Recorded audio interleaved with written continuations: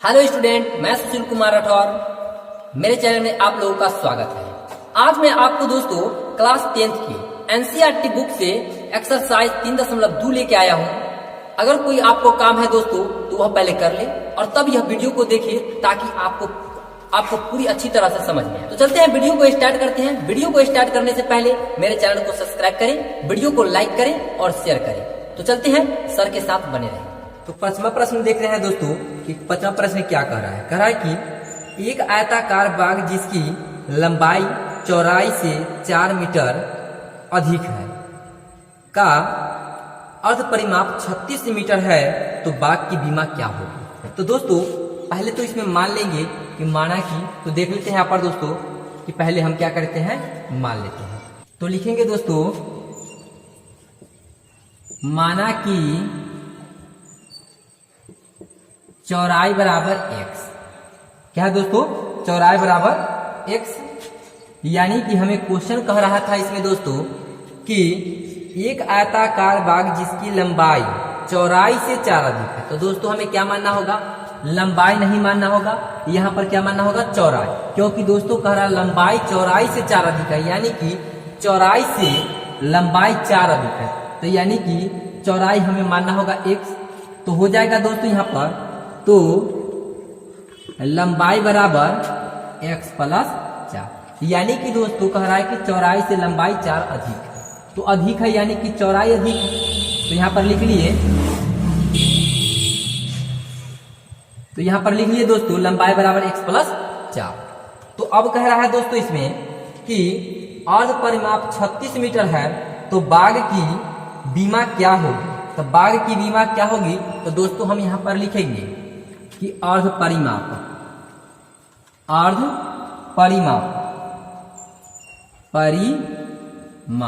तो अर्ध परिमाप दिए हुए दोस्तों 36, हमें कितना 36 मीटर।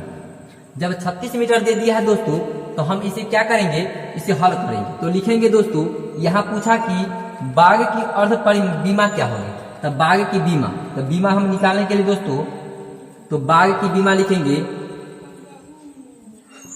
बाग की बीमा। तो दोस्तों यहां पर हम लिखेंगे बाग की बीमा, क्योंकि हमें पूछा है बाग की बीमा क्या होगी। तो बाग की बीमा बराबर होता है 2 इंटू लंबाई प्लस चौड़ाई, लंबाई प्लस चौड़ाई और बट्टा में 2 होता है। क्या होता है दोस्तों, बाग की परिमाप। तो परिमाप कह रहा है ज्ञात करने के लिए, तो अर्ध परिमाप हमें दिए हुए है 36। तो 36 दिए हुए है दोस्तों, तो यानी कि अर्ध परिमाप का सूत्र होता है 2 इंटू लंबाई प्लस चौड़ाई। तो यहाँ पर बाग की बीमा लिखिए या चाहे बाग की परिमाप, यानी कि हम यहाँ पर लिख सकते हैं, यहाँ पर हम लिख सकते हैं दोस्तों बाग की लिख सकते हैं बाग की अर्ध परिमाप, अर्ध परिमाप। क्योंकि दोस्तों हमें बाग की अर्ध परिमाप निकालेंगे, तो क्योंकि हमें अर्ध परिमाप यहाँ दिए हुए हैं, तो इस पर बैठाएंगे तो हमें बीमा निकल जाए। तो लिख सकते हैं यहाँ पर दोस्तों हम बाग की अर्ध परिमाप क्या है, हमें 36।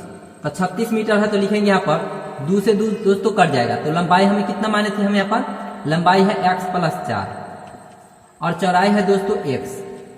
तो x हो जाएगा हमें 2x, यानी कि लिखेंगे 36 बराबर 2x प्लस 4। अब 2x प्लस 4 हो गया दोस्तों, तो अब इसे हम क्या करेंगे, ये प्लस में है तो इधर लाएंगे तो माइनस में। तो यहाँ पर लिखेंगे दोस्तों 2x बराबर 36 माइनस 4, तो 2x बराबर हो जाएगा दोस्तों क्या, 32। अब ये काट लेंगे दोस्तों, गुना में है तो क्या जो होगा भाग में जाएगा, तो 16 दूना 32, यानी x बराबर हो जाएगा दोस्तों 16। जब x के मान हम क्या माने थे दोस्तों, यहाँ पर चौड़ाई, यानी चौड़ाई हमें कितना आ गया 16। तो हम यहाँ पर लिखेंगे दोस्तों, लिखेंगे लंबाई बराबर क्या माने थे, x प्लस 4। तो लंबाई बराबर हो जाएगा दोस्तों 16 प्लस 4, यानी कि हमें निकल जाएगा 20। यानी कि दोस्तों हम यहाँ पर लिख सकते हैं कि चौड़ाई बराबर 16 मीटर और लंबाई बराबर 20 मीटर आंसर, यानी कि हमें दोनों आंसर निकल गया। चौड़ाई कितना है दोस्तों 16 मीटर और लंबाई निकल गया हमें 20 मीटर। तो यह हमारा 5वां का आंसर हुआ। तो चलते हैं आगे प्रश्न देखते हैं। तो देखते हैं यहाँ पर दोस्तों 6ठा प्रश्न है कि एक रैखिक समीकरण 2x + 3y - 8 = 0 दी गई। दो चरों में एक ऐसी और रैखिक समीकरण लिखिए ताकि प्राप्त युग्म ज्यामितीय निरूपण जैसा हो सके। तो जैसे कि दोस्तों यहाँ पर कह रहा है कि एक समीकरण हमें दे दिया और एक समीकरण और निकालना है, जिसमें एक में बताया गया दोस्तों कि वह प्रतिच्छेदी रेखा होना चाहिए, यानी कि प्रतिच्छेदी बनना चाहिए।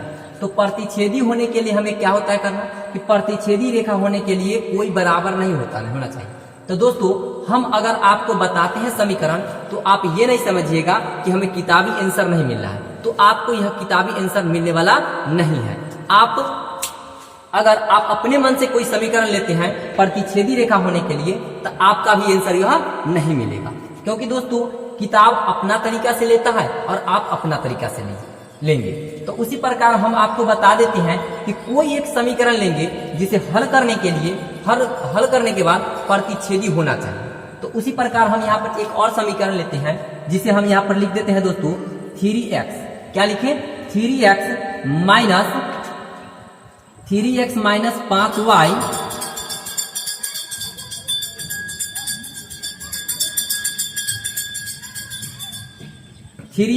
5y और दोस्तों यहाँ पर लिख लेते हैं +9 = 0। कोई भी समीकरण ले लिए। अब देखते हैं दोस्तों कि यह प्रतिच्छेदी रेखा है या नहीं। तो हम तो जानते हैं कि प्रतिच्छेदी, लेकिन आप कैसे जानेंगे कि यह प्रतिच्छेदी है? आप तो नहीं जान सकते। तो इसके लिए हम एक आपको उदाहरण, यानी कि जैसे कि इसे हल करके बताते हैं कि यह प्रतिच्छेदी होता है कि नहीं। तो यहाँ पर देख लेते हैं दोस्तों a1 बराबर है 2 और दोस्तों b1 बराबर है 3 और c1 बराबर है दोस्तों -8। और दोस्तों यहाँ पर लिखेंगे a2 बराबर है 3 और b2 बराबर है दोस्तों -5 और c2 बराबर है 9। तो आप देख लिए यहाँ पर प्रश्न कि यह प्रश्न क्या है, इतना हम आपके लिए लिख दिए यहाँ पर। और लिखने के बाद दोस्तों अभी हम इसे सूत्र पर बैठाएंगे। तो यहाँ पर बैठा लेते हैं a1/a2 बराबर नहीं है b1/b2 बराबर नहीं है c1/c2। यही ना कह रहा है दोस्तों कि कोई बराबर नहीं होना चाहिए। तो आप देख लीजिए यहाँ पर कि बराबर होता है कि 2/3 बराबर नहीं है 3/-5 बराबर नहीं है -8/9। क्या आप बराबर देख रहे हैं यहाँ पर? तो यह जब बराबर नहीं है तो क्या यह समीकरण क्या होगा दोस्तों? यह समीकरण जो होगा प्रतिच्छेदी रेखा के लिए अनुकूल है, यानी कि यह प्रतिच्छेदी रेखा के लिए समीकरण सही है। आप इतना हल करना आपको जरूरी नहीं है, यह हम आपको समझाने के लिए बता दिए कि यह इतना आप सिद्ध करके देख सकते हैं कि यह समीकरण जो है, एक समीकरण एक्स्ट्रा जो लिए हैं वह प्रतिच्छेदी है या नहीं है। तो देखते हैं दोस्तों इसी प्रकार दूसरा प्रश्न दोस्तों इसमें वही कह रहा है जो इसमें कह रहा था। इसमें दूसरा में कह रहा है दोस्तों कि यह समांतर रेखा होनी चाहिए। तो समांतर होने के लिए क्या होता है दोस्तों कि दो गो बराबर होना चाहिए, एगो बराबर नहीं होना चाहिए। तो हमें एक समीकरण दे दिया गया है। क्या दे दिया है? एक समीकरण दे दिया गया है, जिसमें दोस्तों यह समीकरण हम लिख लेते हैं 2x + 3y और -8 = 0। यह हमारे एगो किताब में जो है, पुस्तक में 6ठा नंबर में जो क्वेश्चन दिया गया है उसमें एक दे दिया गया है और एक अपना से लिखना है। एक अपना से लिखना है तो किसके लिए लिखना है? तो दोस्तों इसमें बता दिया है क्वेश्चन की समांतर रेखा के लिए। तो समांतर रेखा के लिए लिखना है तो हम यहाँ पर लिखेंगे दोस्तों दूसरा समीकरण लिख लेते हैं। यहाँ पर लिखते हैं 4x + 6y और दोस्तों यहाँ पर लिख लेते हैं +9 = 0। तो यह अपना मन से लिख लिए यहाँ पर 4x, क्योंकि 2 दूना 4 कटने वाला है दोस्तों, और 3 दूना 6 और ये नहीं कटेगा, यानी कि तीसरा बराबर नहीं होगा। तो इसे भी आप इस तरह से जांच सकते हैं, या दोस्तों इतना भी लिख दीजिएगा तो यह आंसर सही होगा। यदि अगर जांचना चाहते हैं तो इस प्रकार आप जांच सकते हैं और देख सकते हैं इस सूत्र पर बैठा के। तो देखते हैं इसी प्रकार तीसरा। तो तीसरा देखते हैं दोस्तों यहाँ पर तीसरा प्रश्न जो कह रहा है, यह तीसरा प्रश्न है समपाती रेखा होने के लिए। तो समपाती रेखा होने के लिए तो केवल दोस्तों समीकरण हमें यही लेना है, पहला समीकरण हमें यही लेना है। तो पहला समीकरण लिख लेते हैं 2x प्लस 3y माइनस 8 बराबर 0। तो समपाती होने के लिए होता है दोस्तों सभी बराबर होना चाहिए। क्या होना चाहिए? सभी बराबर। तो यहाँ पर लिख लेते हैं हम उसी प्रकार से 4x प्लस 6y और दोस्तों माइनस 16 बराबर 0। यानी कि इसे काटेंगे तो 2 दूना 4, 3 दूना 6, 8 दूना 16, माइनस से माइनस खत्म, यानी 1/2 1/2 1/2, यानी सभी बराबर हो जाएगा। तो यह दोस्तों क्या होगा? समपाती होगा। यानी कि तीसरा जो समपाती कहता है तो यह समपाती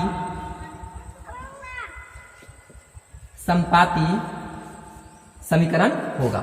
समपाती होने के लिए दोस्तों समीकरण अनुकूल है, यानी कि हमारा समीकरण दूसरा जो समीकरण होगा यह अपना मन से निकाला जाएगा। या दोस्तों आप कुछ भी ले सकते हैं, यहाँ पर 2 ले सकते हैं, यहाँ पर 3 और यहाँ पर 8 भी ले सकते हैं, क्योंकि 1 बराबर 1 बराबर 1 यानी सभी बराबर हो जाएगा। 1/1 बराबर है 1/1 बराबर है 1/1। आप वो भी ले सकते हैं, यदि बराबर हो जाए तो वो भी समीकरण आपका सही होगा। तो बस दोस्तों यह जो प्रश्न है, छठा प्रश्न बस इसी जगह खत्म होता है। तो चलते हैं अगला प्रश्न देखते। तो सातवां प्रश्न देखते हैं दोस्तों कि समीकरणों x माइनस वाई प्लस 1 बराबर 0 और 3x प्लस 2y माइनस 12 बराबर 0 का ग्राफ खींचिए। x अक्ष और इन रेखाओं से बने त्रिभुज के शीर्षों के निर्देशांक ज्ञात कीजिए और त्रिभुजाकार पटल को छायांकित कीजिए। तो दोस्तों हमें 2 समीकरण दे दिया गया है और उसको कह रहा है ग्राफ खींचने का। तो उसे हम क्या करेंगे? पहले समीकरण लिख लेते हैं। तो यहाँ पर देखते हैं समीकरण क्या है। तो कह रहा है कि x माइनस वाई प्लस 1 बराबर 0 और दूसरा समीकरण है दोस्तों 3x प्लस 2y माइनस 12 बराबर 0। अब दोस्तों ये दोनों समीकरण से खींचकर और हमें ग्राफ खींचना है, इसे निकालेंगे, हल करेंगे और ग्राफ खींचना है और इसका मान निकालना और त्रिभुजों का शीर्ष भी ज्ञात करना है। तो दोस्तों हम पहले इसे सीधा कर लेते हैं, यानी कि मैथ को सीधा करेंगे। लिखेंगे x माइनस वाई बराबर -1 और इसे लिखेंगे दोस्तों प्लस 2y बराबर 12। समीकरण 1 और समीकरण 2। तो दोनों समीकरण हमें निकल गया है। अब दोस्तों हम यहाँ लिखेंगे समीकरण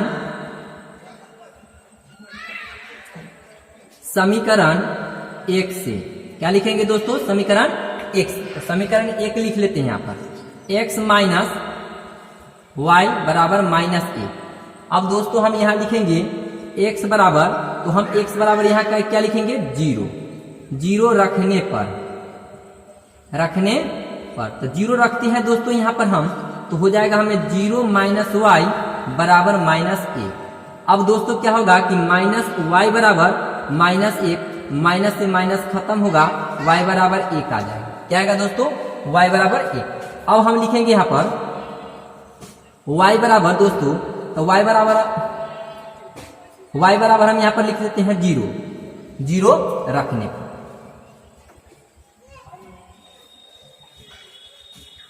क्या रख दिए दोस्तों? 0 रख दिए। अब यहाँ 0 रख लेते हैं। तो 0 रखते हैं तो यहाँ पर लिखेंगे x माइनस 0 बराबर -1। तो दोस्तों x बराबर हो जाएगा हमें कितना? -1। तो इसे क्या करेंगे? हम इसका घर बना देंगे।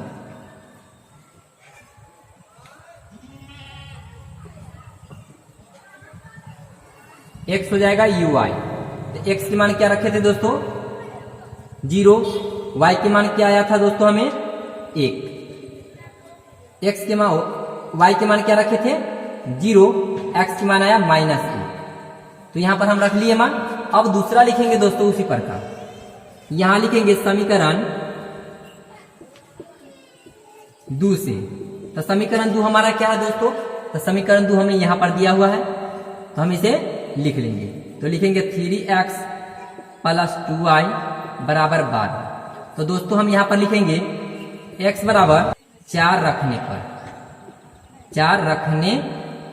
तो दोस्तों हम यहाँ पर 4 रखते हैं। तो 4 रखते हैं तो क्या हो जाएगा दोस्तों? यहाँ पर x बराबर, यानी कि यहाँ पर लिखेंगे 3 गुने 4 प्लस 2y बराबर 12। अब दोस्तों यहाँ पर देखते हैं कि गुना करते हैं 4 तिहाई के 12 प्लस 2i बराबर 12। दोस्तों प्लस है तो इधर जाएगा तो माइनस, यानी 2i बराबर 12 माइनस 12, 2i बराबर हो जाएगा दोस्तों 0। और जानते ही हैं आप कि गुना में है तो दोस्तों कहाँ जाएगा, भाग में, और भाग करेंगे तो क्या होगा, 0 आएगा, यानी y बराबर हमें आ गया 0। अब दोस्तों यहाँ पर लिखेंगे y बराबर, तो y बराबर हम 6 रख देते हैं, 6 रखने पर। तो अब दोस्तों यहाँ पर y बराबर 6 रख देते हैं, तो यहाँ पर लिखेंगे 3x प्लस 2 गुने 6 बराबर 12, यानी कि 3x प्लस 12 बराबर 12। अब दोस्तों हम इसे देखते हैं यहाँ पर कि प्लस में है तो इधर जाएगा तो माइनस में, यानी कि लिखेंगे 3x बराबर 12 माइनस 12, 3x बराबर हो जाएगा दोस्तों 0, और x बराबर 0/3 यानी 0। तो दोस्तों हमें x के मान आ गया 0। अब हम इसे घर बना लेते हैं, यानी कि लिख लेते हैं घर में।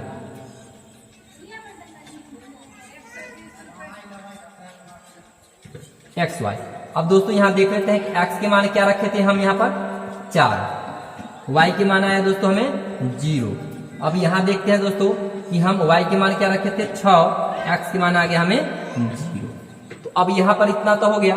अब इसे क्या करेंगे, ग्राफ खींचेंगे। पर देख रहे हैं दोस्तों कि पहला समीकरण का जो मान निकला था यहाँ पर लिख दिए, दूसरा समीकरण का मान यहाँ पर लिखा हुआ।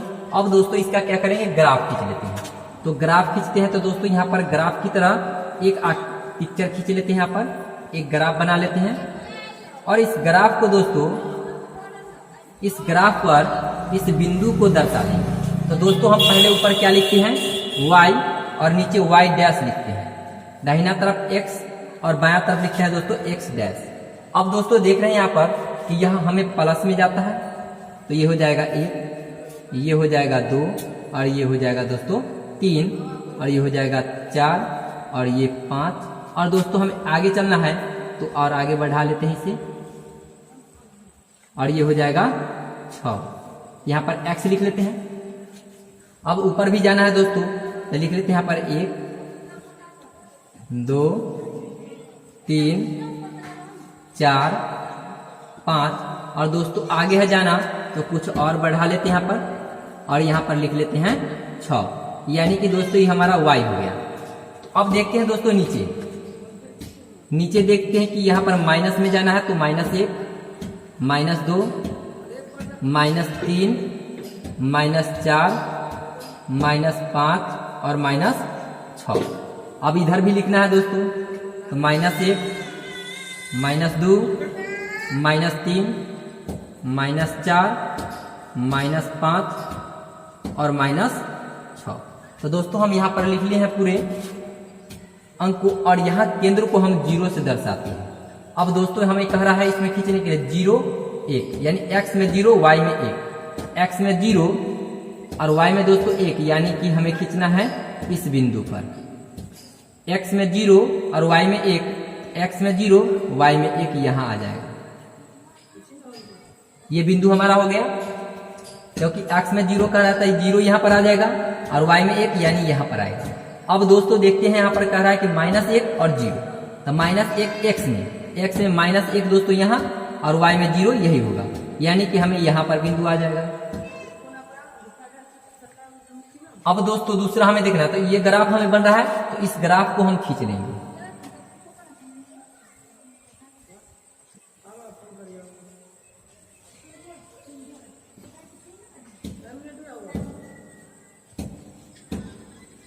तो यहाँ पर ग्राफ खींच लिए दोस्तों।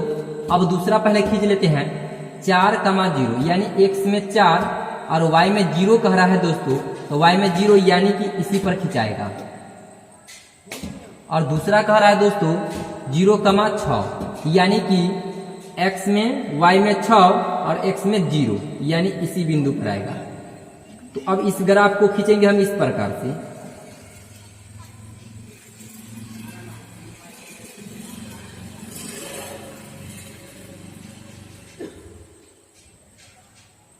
तो इस प्रकार से खींच ले दोस्तों हम ग्राफ, और इस ग्राफ को जब खींचेंगे तो हमें यहां पर बिंदु लिखना पड़ेगा। तो यह एक बिंदु बना रहा है जिसमें दोस्तों हमने खींचे थे यहां पर क्या, तो यहां पर खींचे थे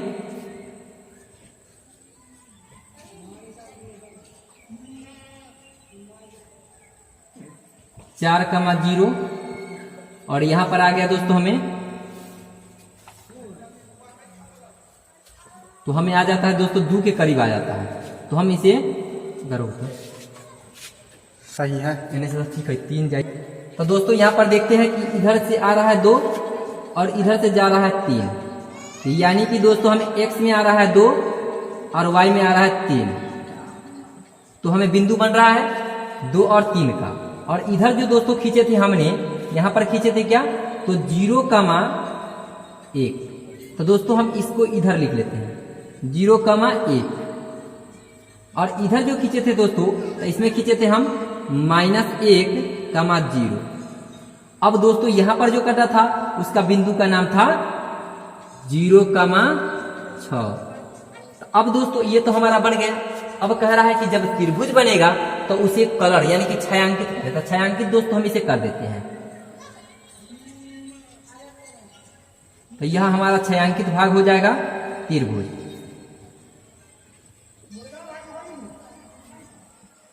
ये जो छायांकित भाग जो दोस्तों हो गया, यह हमारा छायांकित भाग जो हुआ यह त्रिभुज हो गया। क्या हुआ, त्रिभुज। तो यह त्रिभुज के जो छायांकित भाग है दोस्तों उसे हमें लिख लेना है। तो लिखना है तो लिखेंगे दोस्तों बिंदु, यानी कि जो बिंदु बनाया त्रिभुज जो बिंदु बना रहा है उस बिंदु को हमें लिख लेना। तो लिख लेंगे बिंदु, जैसे कि मान लेते हैं दोस्तों इसे हम नाम दे देते हैं ए, यहां से नाम दे देते हैं दोस्तों ए, इसे मान लेते हैं बी, इसे मान लेते हैं सी और इसे डी, इसे मान लेते हैं डी और इसे मान लेते हैं दोस्तों पी। क्या मान लिए, पी मान लिए। तो अब देखते हैं यहां पर दोस्तों कि त्रिभुज के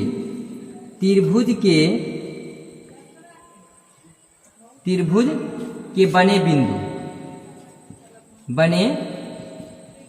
बिंदु। तो दोस्तों त्रिभुज के कौन कौन बिंदु बना रहा है, तो यहां पर ये और ये, यानी पी बी सी। तो पी बी सी बना रहा है तो लिख लेते हैं यहां पर दोस्तों बिंदु। तो तीनों बिंदु लिख लेते हैं। तो हमारा बिंदु हो जाएगा बी बराबर हमारा आ जाएगा दोस्तों -1,0 और दूसरा आ जाएगा दोस्तों पी बिंदु आ जाएगा हमारा 2, पहले लिख लेते हैं सी।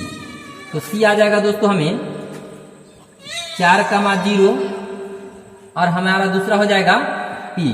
तो पी बिंदु हो जाएगा दोस्तों हमें 2,3, यानी कि हमारा ग्राफ बन गया। तो इसी प्रकार दोस्तों हम ग्राफ का यानी कि त्रिभुज का ग्राफ पर त्रिभुज का निर्माण करते हैं। तो दोस्तों अगर आपको यह वीडियो अच्छा लगा हो तो मेरे चैनल को सब्सक्राइब करें, वीडियो को लाइक करें और शेयर करें। तो चलते हैं, फिर मिलेंगे नेक्स्ट वीडियो में।